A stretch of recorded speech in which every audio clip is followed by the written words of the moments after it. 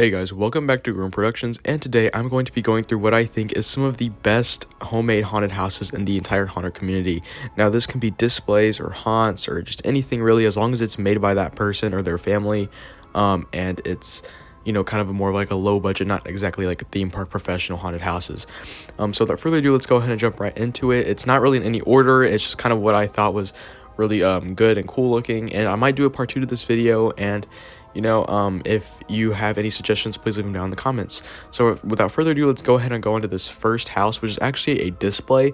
This person does not do like an indoor garage haunt, and this person is the Halloween collector. Now, he didn't really upload that much of the off season, but he did just recently start uploading, and I'm actually using one of his videos, so shout out to him because I'm using one of his videos, his most recent one, I believe, basically showing off his display right now. I think he's still going to improve on it throughout the season, so I can't wait to see what that's going to look like. But even last year, he had a really cool display. For a yard that's not like the biggest yard, he really does use it to his advantage, and every single bit of that yard is covered in some kind of Halloween animatronic or lighting or something, and it looks really good altogether. And just overall, it's honestly one of the most impressive displays I think I've seen in a while. He even uses his porch to cover up with animatronics, so he definitely has a really good, impressive collection, and I think that he does use all of his props, which is nice. He leaves them outside for most of the time, and I think whenever it rains, he said that he brings them inside, which is honestly some kind of like dedication there, because bringing that many props inside for maybe like a 2-hour rainstorm, depending on like how bad it is, that's a lot of dedication. And then having to bring them back out and like reset them up kind of thing, that definitely does take a lot. So yeah, I could tell that this dude really does have the passion for the Halloween display, and overall it just looks incredible. Like I said, he doesn't do an actual like home haunt, but for what he does do, I could tell the trick-or-treaters probably love his house, and it would be really cool to see it in person though. The next haunter on this list is HTJ Halloween. Now, this is one of the earlier haunters, one of the first ones. I believe he started back in 2016, which is a long time ago, and he's not actually doing his haunts anymore because he's in college. I'm not sure if he's going to continue them in the future or what, but the reason why he's on this list is because he was like the first haunter to start doing these really cool haunts. And even though compared to like nowadays standards, with like modern haunters, his haunts aren't like the most extravagant. They were still really cool to like look at, and even if you were there to go into, I guess. Of course, I've never been to his haunts before, so I can't really say what it's like in there, but from what I've seen through YouTube, it's always just really fun to watch his videos. His displays were pretty good. His yard display always had this like graveyard thing. It wasn't as impressive as some of the other ones that we see here on this list, but he definitely spent more of his time on the like indoor section of the haunt, the garage, and each hallway of his every single year had a different theme basically, which I think was pretty cool. And throughout the years he would change it up, but some of the years he would kind of keep it the same, which of course, I guess I can respect, because it is kind of, it can be difficult to kind of come up with some new ideas and try to make them into reality and make them look good. And I think for what he did, as far as like being one of the earliest haunters, not really having much of a, I guess, inspiration to look at, I think he was pretty good at what he did for sure. And that's why I feel like a lot of people were upset whenever he stopped doing the haunts. I know that's what a lot of people watched his channel for, was the haunt builds, because he would actually do like a step-by-step video process on like building these haunts, which is really fun to look at and just really cool to watch, just kind of seeing the process behind making these haunts. So hopefully in the future he can return back to these. I know a lot of people probably think that compared to what we see nowadays and what I'm going to get to later in this list, these haunts probably aren't like I said, as extravagant, but I think they're definitely still one of the best haunts that we've seen in the haunter community. This next haunter is very well known, and this is definitely one of the like best modern haunters, which is Brick Thunder. I'm assuming if you're watching this video, you probably know who this is, especially if you're a haunter in the haunter community. Brick Thunder is basically, I believe, a 16-year-old haunter. I'm not entirely too sure what state he's in. I believe it was North Carolina or something like that, but I could be completely wrong. Basically, he does an incredible indoor and outdoor haunt and display. I believe he started in 2020, and each year his haunt has just been improving, and it just looks super duper good.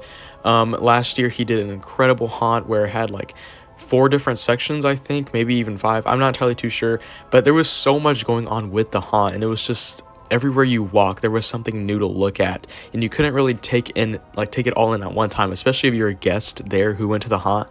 There's just so much to look at, and it just looks incredible.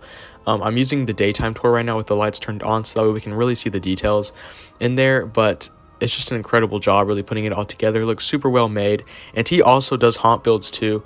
I believe he's probably going to start very soon. I know that he now has like a sign up for his haunt or something, but I can't wait to see what he has planned for this year. I think the only thing we know of so far is that he has some kind of like mining like cave theme in one of his hallways, maybe from one of his videos, from his collection video. It's actually in that one. And I believe he did say that next year he's going to try and get like a warehouse. Correct me if I'm wrong if you're for some reason watching this video, Brick Thunder. But I did think I heard that you said that you were going to try and get some like big warehouse to do the haunted next year, which sounds really cool. And I can't wait to see what you have planned for that one. But yeah, he does basically an incredible haunt. He's still continuing it, and an incredible display as well. His display is always amazing. He usually does a graveyard theme display in the front and a circus in his backyard, which is just mind-blowing to me that he's using every little bit of space, besides like his house, to incorporate the haunt into, so that way the guests get like the best experience possible and like the longest and most enjoyable experience possible, which is what I'm actually going to try to do next year. I'm going to try and use my backyard, even though my backyard isn't like I guess as big of a size as Brick Thunder's is, and it's really not, I guess, as good to use as like a haunt space back there. I think I will definitely try it next year because I think it is a very good idea.